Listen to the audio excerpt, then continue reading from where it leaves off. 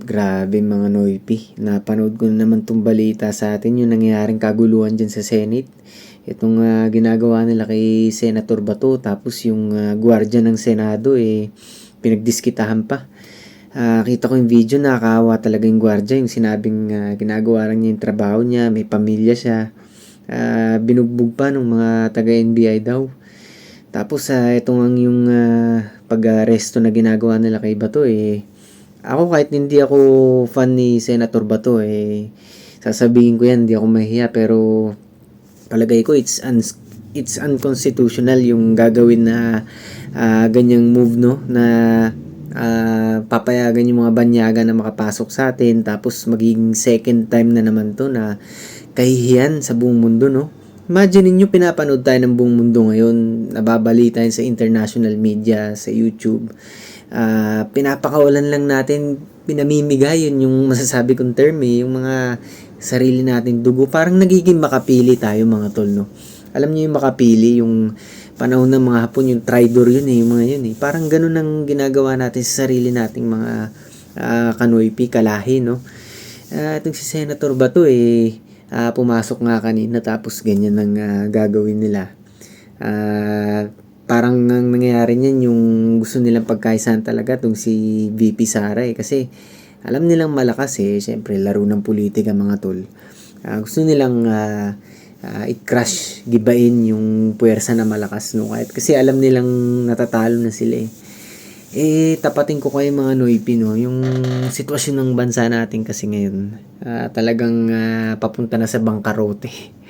Hindi natin alam, sabi nga ni BP Sara na na palubog na yung ekonomiya natin, parang narinig ko wala na atang pera ganyan kasi yun nga ninanakaw lang ng mga nakaupo dyan, mga congressmen, na mga nakaupo mga politiko. Nakakahiya at ako in my lifetime no, ako sigurado rin na kayo mga tol, bago tayo mamatay tayo lahat. Gusto natin na makita ang bansa natin na umaasenso, umaahon. Kasing level ng Singapore o kaya higit pa na which is hindi imposible kung tayo ay gagawa as early as now. Kung kayo ay magiging mga duwag at hindi pa rin kayo makikialam mga tol kung magiging mga duwag kayo at mga pulpul hanggang ngayon, magiging keyboard warriors kayo, poproteksyonan nyo, tatawan-tawanan nyo yung sinabing pagtakbo kanina sa hagdanan ni Bato. Paakit nung hinabol siya ng mga NBI, nakikita ko yung mga ganun, mga ka-FB, yung mga ibang friends ko ano bang gusto nilang ambag na gawin sa lipunan, di ba? Mag-share at magganyan, keyboard warrior. Nagkakautang-utang na yung mga yan, di ba? Hindi sa pagpipintas, hindi ako makapagpigil Galit lang talaga Ano bang iambag nila sa bansa? Ayaw nila ng anti-drugs, nagkaroon ng collateral damage dati. Pwedeng ganun nangyayari, no? Given na yun kasi nga gera di ba? Pero ano bang gusto nila ngayon? Lumala pa lalo yung droga na malala na naman ulit ngayon Mas lalala pa. Mas lumala pa yung korupsyon, yung pagnanakaw sa bilyon-bilyong mga funds natin. Ano bang gusto niyo? Sino ipapalit niyo sa presidente ngayon? Meron ba kayo naisip na mas matatag at mas matapang kaysa kay VP Sara? Kung meron, sige, suportahan ko yan kung sino yan, kung may mas okay. Wala naman akong naririnig at nakikita sa opinion ko So kay VP Sara pa rin talaga ako ngayon, no? Kasi siya ang pinakaano talaga gusto niyang i-continue yung legacy ng father niya. Kung may mga mali man na unti, no? Hindi naman perpekto lahat ng tao Hindi naman perpekto lahat ng leader. Siya na yung makakapagtama nun, di ba?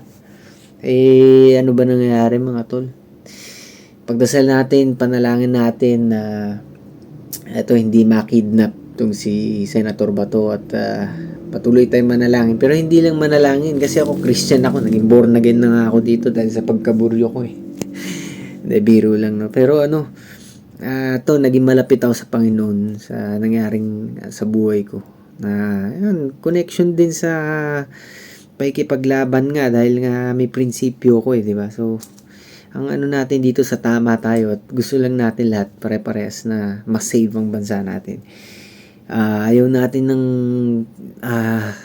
paninira sa politika ayaw natin. Gusto lang natin yung constitutional. Doon lang tayo sa tamang batas at doon tayo sa kung saan aahon ng bayan natin.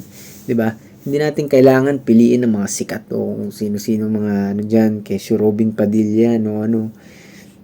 Kahit sinong ordinaryong tao diyan na may capability, just like in Singapore, yung mga nagli-lead, 'di ba?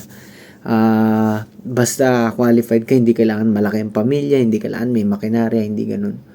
So, let's start now, no? Ako mismo, ilang taon na akong naka-experience ng buhay, no? Sa ibang bansa. So, masasabi ko na talagang gusto kong may ambag din ang nagawa ko. Daig ko pa nga yun sila, sila, sino ba yung mga yan? Sila Tebes na yan, di ba? Tumagal ba sila ng di ba? Kaya tayo mga tol, ang laban natin ngayon tapang talaga. Kailan makialam tayo. Kung di kayo makikialam, yung mga apo nyo, wala nang magkano na nila bibili ng bigas ang pandikuko, ang daily necessities, basic supplies sa araw-araw. Wala na. Babagsak na lalo ang natin, ekonomiya. So, yan lang.